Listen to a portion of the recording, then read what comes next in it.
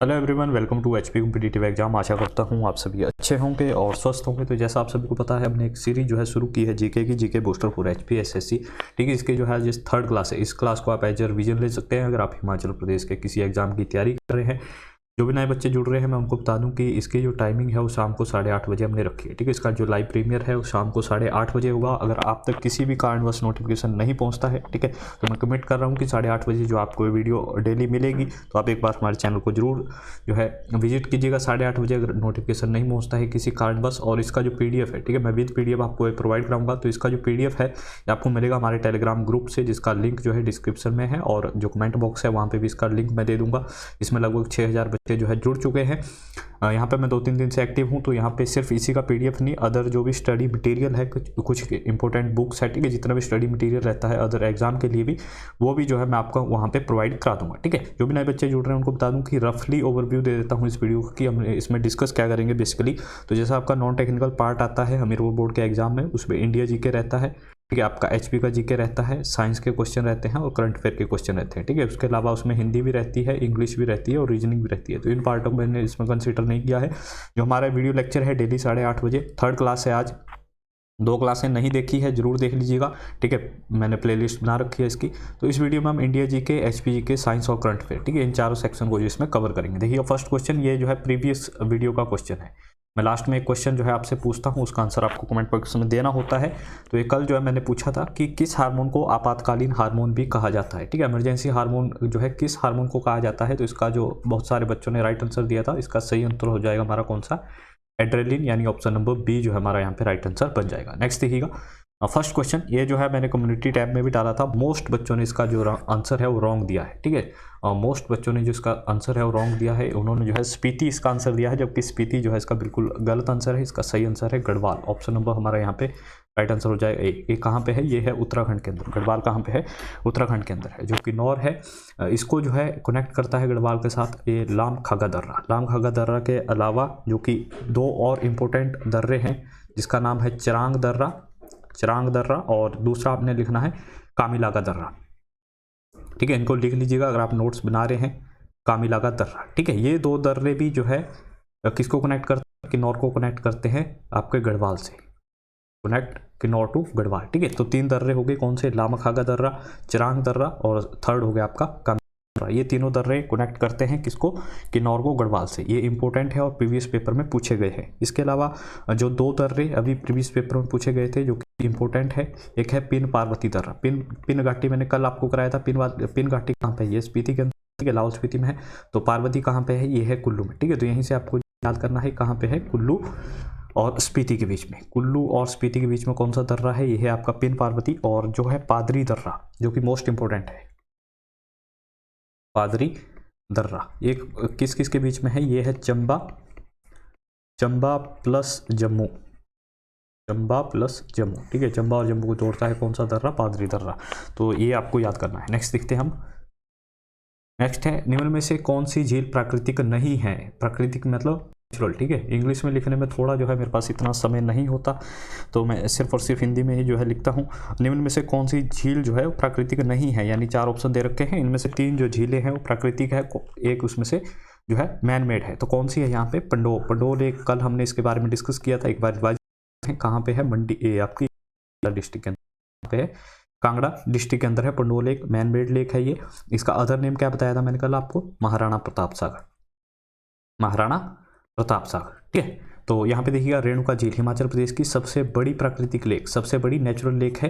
ये कहाँ पे है, ये है सिरमौर डिस्ट्रिक्ट के अंदर। कहाँ पे है, सिरमौर डिस्ट्रिक्ट के अंदर। रिवाल्सर की बात करें, ये मंडी के अंदर है। खजियार से भी बहुत बार पूछा जाता है, ये है चंबा डिस्ट्रिक्ट के अंदर। ये कहाँ पे है, चंबा डिस्ट्रिक्ट के अंदर है। तो रेणुका भी हमारी प्राकृतिक होगी, रिवाल्सर भी प्राकृतिक होगी, खजियार भी जो हमारी प्राकृतिक होगी। जो पंडो है ये है आपकी मैनमेड लेक, जो कि कहाँ पे है, में है, और इसका अन्य नाम क्या है, महाराणा प्रताप सागर। नेक्स्ट देखिएगा, सिब्बा रियासत की स्थापना किसके द्वारा की गई थी। जो सिब्बा जो आपकी रियासत थी उसकी स्थापना किसके द्वारा की गई थी। मैंने बताया था आपको कि टोटल जो है 30 रियासतें हैं हिमाचल प्रदेश की। ठीक है, 30 रियासतें हैं, इनसे बारे में एक क्वेश्चन जरूर पूछा जाता है डेफिनेटली कि इसका संस्थापक कौन है। तो अगर आप जुड़े रहोगे इन वीडियो से, ठीक है, जो डेली 8:30 बजे आएगी, तो जो है मैं आपको पूरी रियासतें करवा दूंगा, ठीक है, डेली, और इनका रिवीजन भी चलता रहेगा। तो सिब्बा जो रियासत थी इसकी स्थापना की गई थी शिवराम द्वारा। ऑप्शन नंबर हमारा यहाँ पे ऑप्शन नंबर बी जो हमारा यहाँ पे राइट आंसर हो जाएगा, ठीक है। शिवराम चंद्र द्वारा जो है इसकी स्थापना की गई थी। अभी देखिएगा शिवरण चंद्र, इन्होंने भी एक जो है रियासत की स्थापना की थी, उसका नाम था डाडा सिब्बा। डाडा सिब्बा रियासत अलग है और सिब्बा रियासत अलग है, ठीक है। डाडा सिब्बा रियासत, इसकी रियासत की स्थापना की गई थी शिवरण चंद्र द्वारा। अगर हरिचंद्र की बात करें तो हरिचंद्र ने भी एक जो है मोस्ट इंपॉर्टेंट जो कि पूछी जाती है गुलेर रियासत। गुलेर रियासत की स्थापना किसके द्वारा की गई, तो ये की गई हरिचंद्र द्वारा। अगर हम वहाँ पे बात करें वीरचंद्र की, तो वीरचंद्र ने जो है महलोग जो रियासत थी उसकी स्थापना की गई। महलोग रियासत की स्थापना किसने की थी, वीरचंद्र ने। हरिचंद्र ने की थी गुलेर रियासत की स्थापना, शिवराम ने सिब्बा रियासत, और शिवरण चंद्र ने जो है सिब्बा रियासत की स्थापना की थी, ठीक है। तो 4 रियासतें आज हमने कर ली, 4 कल कर ली थी, ठीक है। इस तरीके से जो है जब 30 हो जाएंगे तो फिर दोबारा से हम रिपीट करेंगे, क्योंकि ये क्वेश्चन जो है डेफिनेटली यहाँ से बनता है। नेक्स्ट देखिएगा इंपॉर्टेंट क्वेश्चन है, 1009 ईस्वी में जो है किसने कांगड़ा किले पर जो है कांगड़ा किले व ज्वालामुखी पर अटैक किया था, यहाँ किसने जो है आक्रमण किया था। यहाँ से जो है मैं बहुत सारे क्वेश्चन आपको कराऊंगा जो कि आपको कन्फ्यूज भी करते हैं। देखिएगा यहाँ पे अगर हम यहाँ पे बात करें 1009 में जो अटैक किया था वो किया था महमूद गजनवी ने। महमूद गजनवी ने जो है कांगड़ा किले पे कब अटैक किया था, तो 1009, ठीक है। अगर हम वहीं पे बात करें फिरोज शाह तुगलक, इसके बारे में भी बहुत बार पूछा जाता है। तो इसने 1365 इसने जो है 1365 में कांगड़ा किले व ज्वालामुखी पर आक्रमण किया था, ठीक है। तो यहाँ से आपको याद करना है महमूद गजनवी 1009, फिरोज शाह तुगलक 1365। अगर हम वहाँ पे बात करें तैमूरलंग ने क्या किया था, 1399 में जो है इसने पहाड़ी रियासतों को लूटना शुरू किया था। कब, 1399 में जो है पहाड़ी रियासतों पर इसने अटैक करने शुरू किए थे, उन्हें लूटना शुरू किया था। और जहांगीर के बारे में पूछा जाता है कि इसने अपना अधिकार जो है कांगड़ा पर कब किया था, तो 1620 में जो है जहांगीर ने जो है अपना अधिकार जो है वो कांगड़ा पर कर लिया था। यहाँ से 4 क्वेश्चन बन गए। नेक्स्ट देखिएगा, निम्न में से कौन सी नदी ऊना जिले को जो है 2 भागों में बांटती है। जो ऊना हमारी डिस्ट्रिक्ट है, ठीक है, उसे जो है 2 भागों में डिवाइड करती है कौन सी नदी, तो ये है आपकी सवाना रिवर। ऑप्शन नंबर जो है हमारा यहाँ पे सी राइट आंसर हो जाएगा। इस तरीके से भी इसे लिखा जाता है, ठीक है, ऑप्शन में इस तरीके से भी आपको देखने को मिल जाएगा सवाना रिवर, ठीक है। सवाना रिवर जो है इस तरीके से भी जो है ऑप्शन में देखने को कंफ्यूज नहीं होना। सवाना रिवर ये कहाँ पे है, ये आपकी ऊना के अंदर। तो हिमाचल प्रदेश की रिवर्स कितनी है, मेजर जो रिवर है, ठीक है, वो है 5। मुख्य जो नदियां हैं 5 है। कौन कौन सी है, यमुना है, व्यास है, रावी है, और चौथी आती है आपकी चिनाब नदी, और 5वीं आती है आपकी कौन सी, आपकी सतलुज नदी, ठीक है। ये जो है मुख्य नदियां हैं हिमाचल प्रदेश की, रावी, चिनाब, सतलुज, व्यास और आपकी यमुना, ठीक है। अगर हम यहाँ पे बात करें सबसे लंबी नदी कौन सी है, तो सबसे लंबी नदी है हिमाचल प्रदेश की सतलुज। यहाँ से भी एक क्वेश्चन डेफिनेटली बनता है, हिमाचल प्रदेश की सबसे लंबी नदी। अगर हम बड़ी की बात करें, हिमाचल प्रदेश की सबसे बड़ी नदी कौन सी है, ठीक है, 2 क्वेश्चन है और ये कंफ्यूज करते हैं। बड़ी नदी है चिनाब, और अगर हम लंबी नदी की बात करें तो वो है सतलुज। अब आ जाते हैं हम सवा नदी के।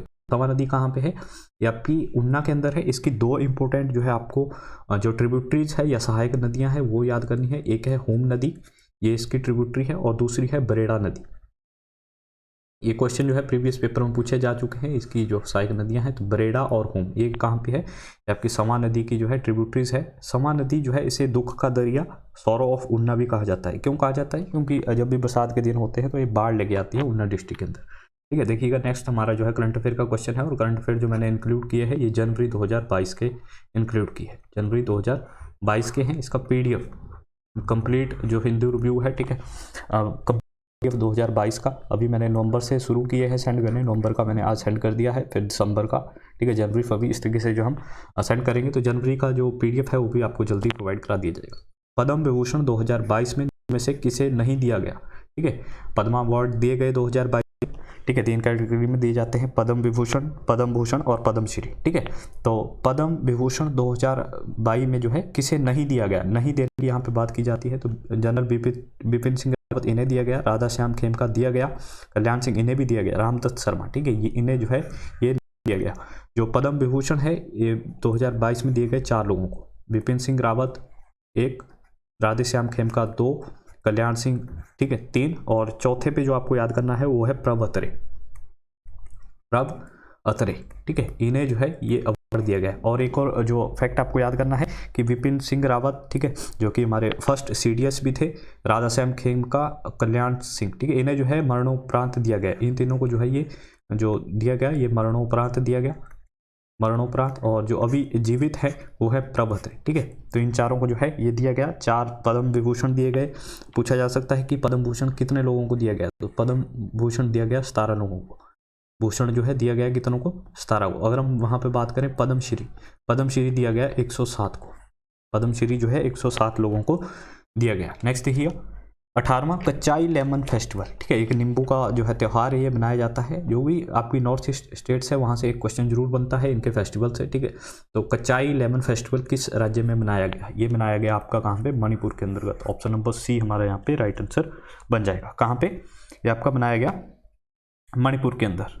यहाँ पे जो है कच्चाई एक विलेज है। ठीक है, यहाँ लेमन, इस लेमन को जो है प्रमोट करने के लिए बनाया जाता है। कच्चाई उखरुल जो डिस्ट्रिक्ट है वहाँ की, वहाँ पे। नेक्स्ट देखिएगा, मुझे जो है कमेंट करके बताइएगा कि मणिपुर की जो कैपिटल है वो कहाँ पे है, कैपिटल ऑफ मणिपुर। नेक्स्ट देखिएगा 9th नेशनल हॉकी चैंपियनशिप 2022 किस राज्य में आयोजित किया गया?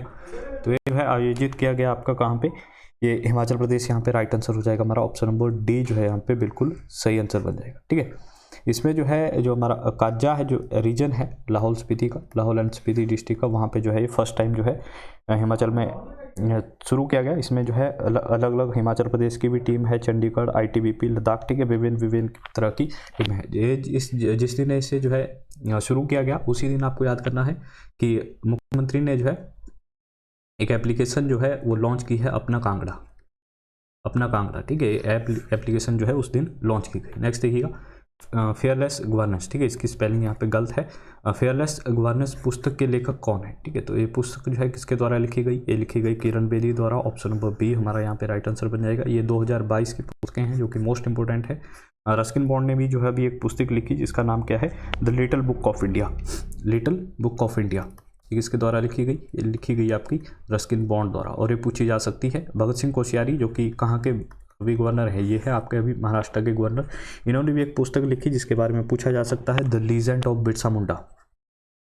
Legend of Birsa Munda. कल हमने बिरसा मुंडा से एक क्वेश्चन किया था, क्या कि जो है जनजातीय गौरव उत्सव, एक नया जो है डे सेलिब्रेट किया जाएगा इंडिया में, जो कि यूनियन कैबिनेट द्वारा जो है अप्रूव किया गया। कौन सा? जनजातीय गौरव उत्सव, जो कि कब मनाया जाएगा? 15 नवंबर को। 15 नवंबर को सेलिब्रेट किया जाएगा। क्यों? क्योंकि इस दिन बिरसा मुंडा का क्या होता है, जन्मदिन होता है। नेक्स्ट देखिएगा हड़प्पा सभ्यता किस युग की थी? ये रिपीटेड क्वेश्चन है, मोस्ट इंपॉर्टेंट है और रिपीटेड क्वेश्चन है। हड़प्पा सभ्यता किस युग की थी? ये थी कांस्य युग की, या इसे हम इंग्लिश में बोलते हैं ब्रॉन्ज। इंग्लिश में क्या बोलते हैं हमसे? ब्रॉन्ज। ठीक है, कांसा बनता किससे है? साइंस के अंदर एक क्वेश्चन आता है, कांसा किससे बनता है? तो ये आपका copper plus tin, Cu plus tin जो है आपका SN यहाँ पे, इसे मिला के जो है बनता है आपका कांसा। हड़प्पा सभ्यता थे, बहुत सारे क्वेश्चन बनते हैं। हड़प्पा जो स्थल था, इसकी स्थापना जो खोज थी वो 1921 में किसके द्वारा की गई? दयाराम साहनी द्वारा। अगर 1992 की बात करें तो यहाँ पे जो है राखल दास बनर्जी द्वारा जो है मोहनजोदारो की खोज की गई थी। मुख्य व्यवसाय क्या था यहाँ का? जो हड़प्पाकालीन थी, इनका जो मुख्य व्यवसाय था वो था कृषि। इसके बारे में पूछा जाता है। इनका जो मेन जो व्यवसाय था वो था कृषि। और जो पूछा जाता है कि कब से कब तक थी ये सभ्यता। ठीक है, तो जो NCERT है उसमें लिखा गया है 2600 से 1900। ठीक है, जो हमने पढ़ा है, जो मैंने पढ़ा है NCERT से, तो अभी तक जो है 2600 से लेके 1900 BC इसका जो काल रहा है वो ये रहा है। नेक्स्ट देखिएगा लाख बख्श की उपाधि किसने दान की थी? ये भी रिपीटेड क्वेश्चन है और मोस्ट इंपॉर्टेंट है HPSSC के एग्जाम के लिए। ठीक है, बहुत बार रिपीट हो चुका है, इंपॉर्टेंट है। लाख बख्श की जो उपाधि थी वो दान की थी कुतुबुद्दीन ऐबक ने, सॉरी। ठीक है, कुतुबुद्दीन ऐबक ने। ऑप्शन नंबर कौन सा बन जाएगा हमारा यहाँ पे? ऑप्शन नंबर बी जो हमारा यहाँ पे राइट आंसर बन जाएगा। मैंने आपको बताया था मोहम्मद गौरी का जो गुलाम था वो था ये कुतुबुद्दीन ऐबक। किसका गुलाम था? मोहम्मद गौरी का। इसका भी एक गुलाम था आगे, कौन? इल्तुतमिश। ठीक है, इल्तुतमिश से हमने क्वेश्चन किया था कि इसे जो क्या कहा जाता है, गुलामों का गुलाम। क्यों? क्योंकि ये कुतुबुद्दीन ऐबक का गुलाम था जो कि खुद जो है मोहम्मद गौरी का गुलाम हुआ करता था। लाख बख्श की उपाधि का क्या मतलब होता है कि लाखों का दान देने वाला था ये कुतुबुद्दीन ऐबक। अब यहाँ से हम 2-3 क्वेश्चन इंपॉर्टेंट करेंगे।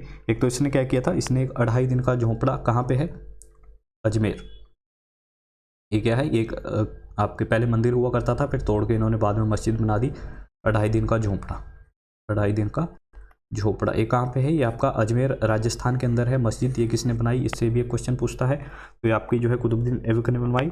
और इसने जो है जो आपकी कुतुब मीनार है उसका निर्माण शुरू किया था। ठीक है, बाद में जो है इल्तुतमिश ने उसे पूरा किया। और भारत की फर्स्ट जो है आपकी जो मस्जिद है दिल्ली के अंदर वो किसने बनवाई थी, वो भी इसी ने बनवाई थी। ठीक है, भारत में सबसे पहले जो मस्जिद बनवाई थी वो भी कुतुबुद्दीन ऐबक ने बनवाई थी। कहाँ पे, दिल्ली में। नेक्स्ट देखिए, भारतीय संविधान की रचना निम्नलिखित में से किसका सर्वाधिक प्रभाव पड़ा है। जो हमारा कॉन्स्टिट्यूशन है भारत का, जो हमारा संविधान है, उसमें सबसे ज़्यादा जो प्रभाव रहा है वो रहा है भारतीय सरकार अधिनियम 1935। जो 1935 में भारत सरकार अधिनियम आया था, उसको जो है आप कह लीजिएगा एक तरह से रेप्लिका, यानी पूरा कॉपी जो है कर दिया गया था इसका। ठीक है, मोस्ट ऑफ द पार्ट जो हमारे इंडियन कॉन्स्टिट्यूशन का है वो लिया गया है भारत सरकार अधिनियम 1935 से। भारत सरकार 1935 का जो अधिनियम आया था उसमें बहुत सारी चीज़ें जो है की गई थी। ठीक है, इसके मोस्टली आर्टिकल डायरेक्टली पुट कर दिए गए। और यहीं से आपको याद करना है कि 1 अप्रैल 1935 इसी जो एक आपका 1935 में अधिनियम आया था, इसी के तहत जो है 1 अप्रैल 1935 में किसकी स्थापना हुई थी, RBI, reserve bank of India. ठीक है, इसका हेडक्वार्टर कहाँ पे है, बेंगलुरु के अंदर है, कर्नाटका में। अगर हम वहाँ पे बात करें कि इसी एक्ट के तहत 1937 में जो बर्मा है अभी उसे हम क्या बोलते हैं, म्यांमार, वो भारत से अलग हुआ था। ठीक है, पूछा जाता है किसके तहत, तो 1935 के एक्ट के तहत। नेक्स्ट देखिएगा, किस स्थान पर आए ज्वार भाटा के बीच कितना अंतर होता है। किसी स्थान पर, सॉरी है ना, किसी स्थान पर जो ज्वार भाटा आता है उसके बीच में अंतर कितना होता है। ज्वार भाटा होता क्या है, जो सन है हमारा और मून है उसकी अट्रैक्शन की वजह से। ठीक है, सूर्य और चंद्रमा की अट्रैक्शन की वजह से जो है पानी, जो सागरीय जल है हमारा, सागरीय जल का ऊपर उठना और फिर नीचे आना। ठीक है, ऊपर उठता है तो ज्वार उसे हम कहते हैं, और जब वो नीचे आता है तो इसे हम बोलते हैं भाटा। ठीक है, आपको बताना है इन दोनों के बीच का जो टाइम है वो कितना होता है, अंतर कितना होता है, ये होता है 12 घंटे 26 मिनट। और ये क्वेश्चन इंपॉर्टेंट है, मोस्ट इंपॉर्टेंट है ये ना, 2 से 3 बार रिपीट हो चुका है। मैं आपको सिर्फ रिलेवेंट ही क्वेश्चन कराऊंगा। ठीक है, मेरा एक्स्ट्रा कोई इसमें मोटिव नहीं है कि एक्स्ट्रा क्वेश्चन आपको चेप दूं, सिर्फ जो मोस्ट इंपॉर्टेंट है, रिलेवेंट है और बार बार रिपीट होते हैं, मैं उन्हीं क्वेश्चन को जो है आपको करवाता हूं और उन्हीं से रिलेटेड फैक्ट भी आपको बताता हूं। तो यहाँ से देखिएगा एक क्वेश्चन बनता है कि भारत में सबसे ऊंचा जो ज्वार भाटा है वो कहाँ पे आता है, वो आता है ओखा तट। ओखा तट, ठीक है, ओखा जो बीच है कहाँ पे है, ये है गुजरात के अंदर, गुजरात के अंदर। ठीक है, 2 से 2.5 मीटर ऊंचा जो है यहाँ पे ज्वार भाटा आता है। नेक्स्ट देखिए, ज्वार आता है ना, छिली हुई सब्जियों को धोने से कौन सी विटामिन नष्ट हो जाती है। जो हमारी जब हम सब्जियाँ छिल देते हैं उसके बाद उन्हें धोया जाता है तो उनमें से कौन सी जो विटामिन है वो नष्ट हो जाती है, यानी खत्म हो जाती है, तो ये हो जाती है हमारी विटामिन सी। ठीक है, पूरी तरह तो खत्म नहीं होती लेकिन उसका कुछ एक हिस्सा जो है वो खत्म हो जाता है, विटामिन सी। इसी का जो है आपका साइंटिफिक नेम पूछा जाएगा, एस्कॉर्बिक एसिड। ठीक है, इसी की कमी से कौन सा रोग होता है, हमारा जो मसूड़ों से खून निकलता है इसकी कमी से निकलता है, वो आपका जो निकलता है विटामिन सी की कमी से। ठीक है, विटामिन जितनी भी है हमारी, देखिए विटामिन एक तो आपको याद करना है CB, विटामिन CB एक इसमें घुलनशील है पानी में, डायरेक्टली क्वेश्चन आता है पानी में घुलनशील विटामिन कौन कौन सी है, तो C और B। ठीक है, एक आपको याद करना है विटामिन कीड़ा, मैं बहुत बार इस ट्रिक से आपको याद करा चुका हूँ, विटामिन कीड़ा, vitamin K, vitamin E, vitamin D, vitamin A। एक इसमें फैट में सॉल्युबल है यानी वसा। ठीक है, हिंदी में जिसे हम बोलते हैं वसा, उसमें सॉल्युबल है कौन कौन सी विटामिन, कीड़ा, किट K, E, D और A, है ना। और जो CB है इसे एक इसमें सॉल्युबल है पानी में। ठीक है, पानी में घुल सकती है। इनके जो है साइंटिफिक नेम आपको आने चाहिए। विटामिन A का क्या साइंटिफिक नेम है, रेटिनॉल इसको हम बोलते हैं। ठीक है, फिर विटामिन K का क्या है, E का क्या है, इनकी कमियों से क्या क्या रोग, यहाँ से एक क्वेश्चन जो है डेफिनेटली बनता है। हीमोग्लोबिन क्या है, नेक्स्ट क्वेश्चन देखिएगा, साइंस का क्वेश्चन है, हीमोग्लोबिन क्या है। हीमोग्लोबिन के बारे में अक्सर सुना होगा, तो हीमोग्लोबिन है क्या, तो हीमोग्लोबिन है प्रोटीन। क्या है हीमोग्लोबिन, हीमोग्लोबिन है प्रोटीन। हमारा ऑप्शन नंबर कौन सा बन जाएगा, हमारा यहाँ पे ऑप्शन नंबर A जो है हमारा यहाँ पे राइट आंसर बन जाएगा। यहाँ पे क्या हमारा राइट आंसर बन जाएगा, ऑप्शन नंबर A जो हमारा यहाँ पे राइट आंसर बन जाएगा। हीमोग्लोबिन एक प्रोटीन है जो कि RBC में पाया जाता है। ठीक है, RBC का जो हमारा खून का रंग है वो किसकी वजह से लाल होता है, तो हीमोग्लोबिन की वजह से। ठीक है, RBC का जीवन काल पूछा जाता है तो 120 दिन मैक्सिमम जो इसका जीवन काल देता है 120 दिन का होता है। तो यहाँ पे देखिएगा मोस्ट बच्चे जो है इसका जो आंसर लगाते हैं वो लगाते हैं फैट। ठीक है, तो फैट जो है इसका राइट आंसर नहीं होगा, इसका राइट आंसर होगा प्रोटीन।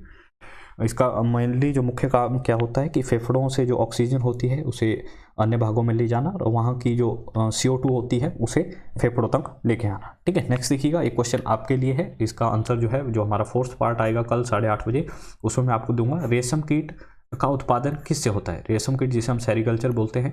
ठीक है, उसका उत्पादन जो है किससे होता है, रेशम कीट के जो अंडे होते हैं वहाँ से होता है, रेशम कीट का जो प्यूपा होता है उससे, या लावा से होता है, या खुद जो है रेशम कीट को मार के जो है उसका प्रोडक्शन की जाती है। ठीक है, नेक्स्ट देखिएगा यहाँ पे सॉरी बस अभी इतना ही है, ठीक है, आज के लिए बस इतना ही। आई होप लेक्चर अच्छा लगा होगा, लाइक ज़रूर कर दीजिएगा अगर अच्छा लगा है। Thank you for watching us, have a good day.